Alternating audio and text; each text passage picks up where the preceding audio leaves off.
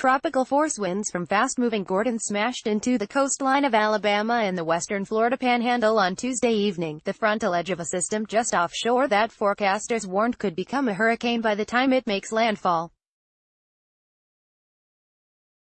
Tropical storm Gordon strengthened some in the final hours as it neared the central Gulf Coast, clocking top sustained winds of 70 miles per hour, 110 kilometers per hour.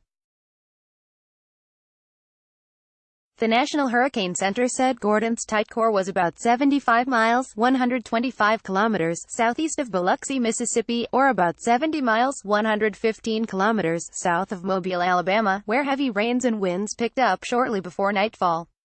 Skies quickly turned dark gray as storms overshadowed Mobile, a port city. Metal chairs were lashed together atop tables outside a restaurant in what's normally a busy entertainment district, and a street musician played to an empty sidewalk just before the rain began. Conditions were expected to deteriorate westward to New Orleans as the storm closed in on the coast, possibly becoming the second hurricane to hit the region in less than a year.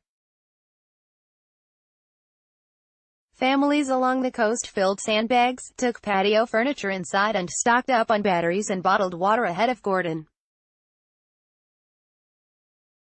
The staff at the Hotel Whiskey in Pass Christian, Mississippi, only about a block from the Gulf of Mexico, were among those carrying out pre-storm preparation rituals.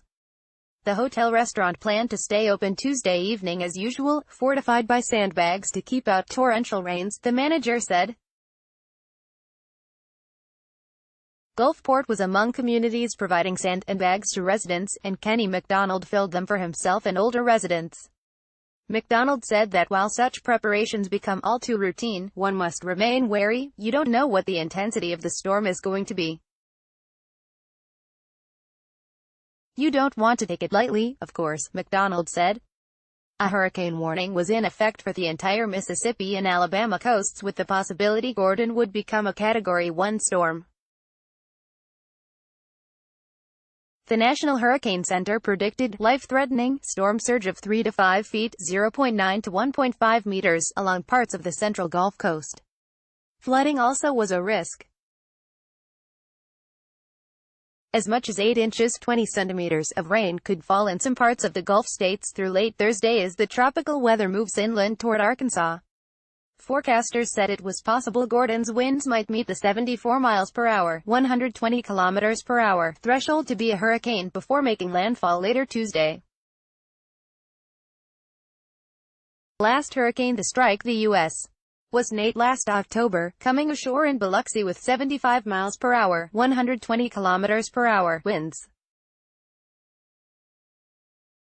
Governors in Alabama, Mississippi and Louisiana all declared states of emergency to better mobilize state resources and National Guard troops for the storm.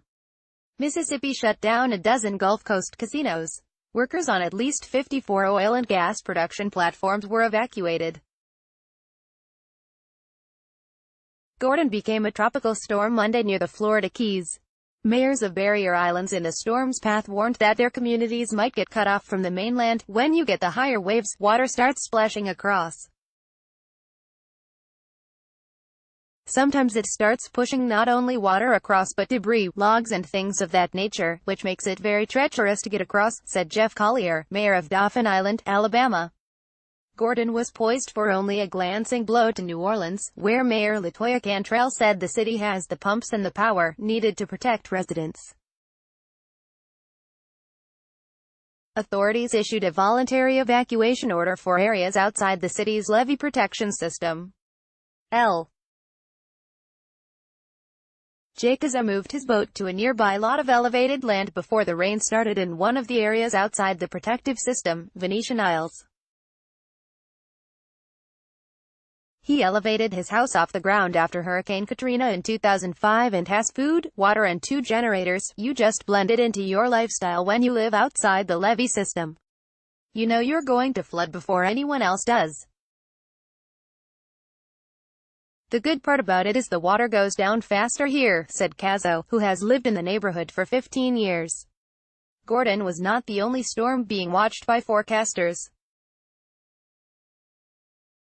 Hurricane Florence was some 2,400 miles, 3,900 kilometers, away from the U.S., and another potential storm was likely to form not far off the coast of Africa and head east. The National Hurricane Center said it is way too early to know if either of those storms will have any impact on land. It's the peak of hurricane season. Now is the time to get your plans all set, Hurricane Director Ken Graham said.